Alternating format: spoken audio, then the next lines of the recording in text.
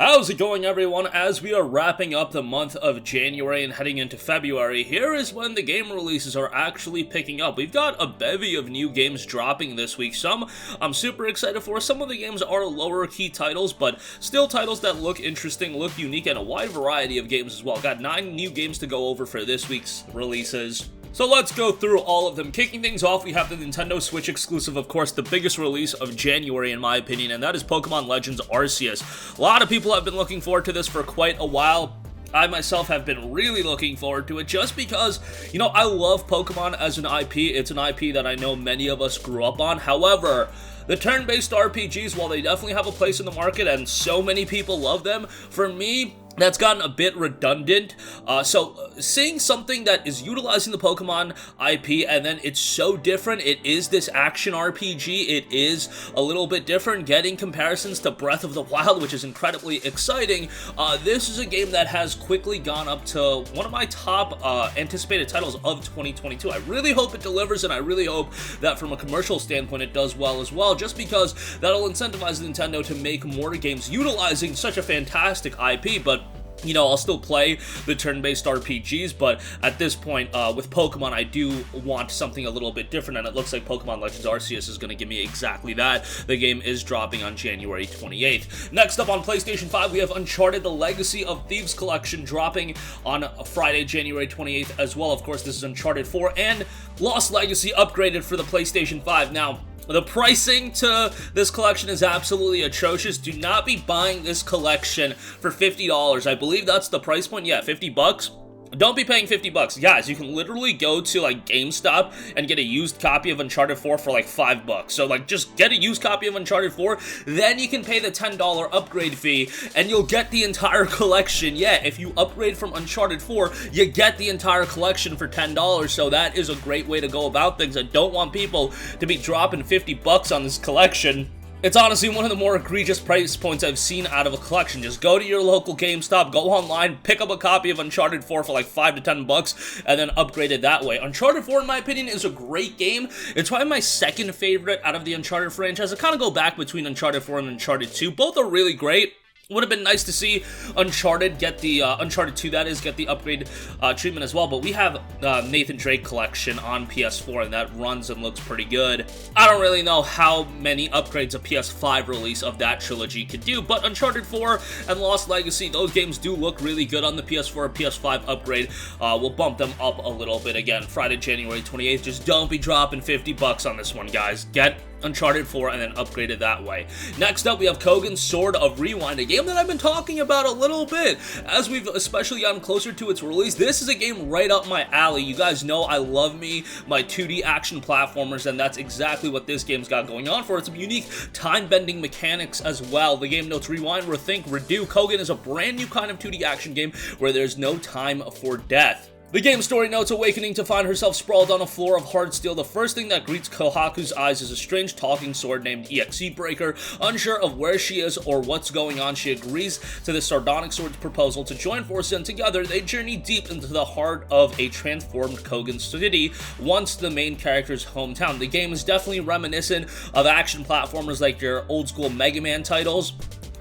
Looks really good from that standpoint, and man, I'm hoping this turns out really well. There is a demo available. You can download that. It's available on PC. I believe it's on PlayStation as well. And the full game is scheduled for a release on January 26th. Alright, next up, let's stick with the topic of action platformers. We have Gunvolt Chronicles Luminous Avengers 2.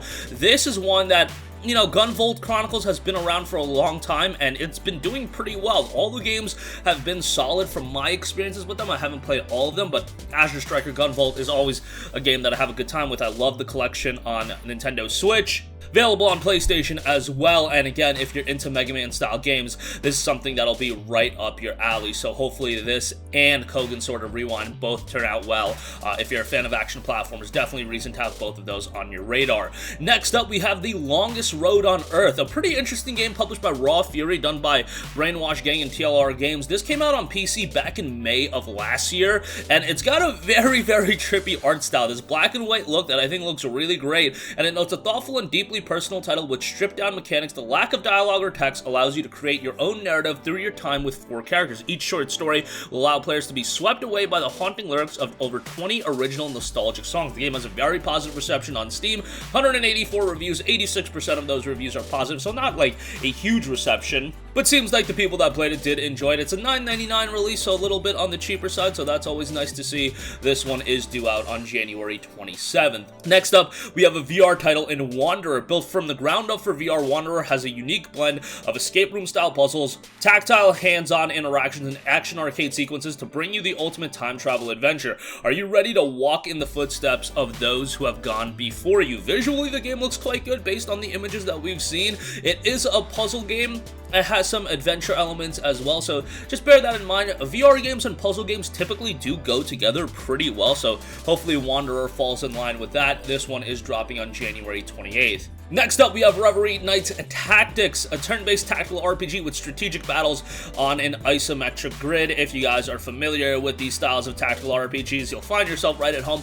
I'm not too, into the art style with this one, a little bit too cartoony for my taste. It's a very colorful game, and I like some of the elements, but overall, art style really ain't doing it for me. I think some people will be all over it, though, so that might just be a personal opinion. Again, turn-based tactical RPG, strategic battles, travel through a hand-drawn fantasy world, and lead your heroes in a story-rich adventure visual novel style.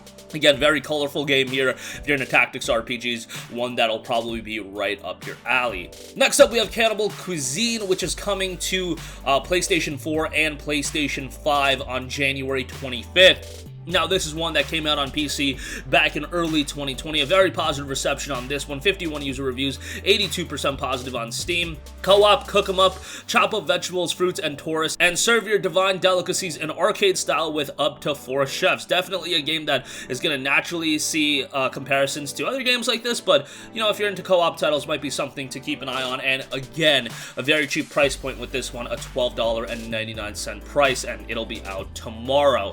And lastly, we do have the Artful Escape, which is coming to PS5 and Nintendo Switch tomorrow. Surprisingly, doesn't look like it's on the PS4, so that's a little bit of a bummer. And this is a game that dropped on PC, Xbox One, and Series X a few months ago. Got a really positive reception, very positive reviews, 589 Steam user reviews, 93% positive, and it does have an emphasis on music, and that's pretty cool. The visual style to this one, also super, super colorful, a little bit on the cartoony side as well, which isn't the thing that I'm super into right now, but I think the game looks unique.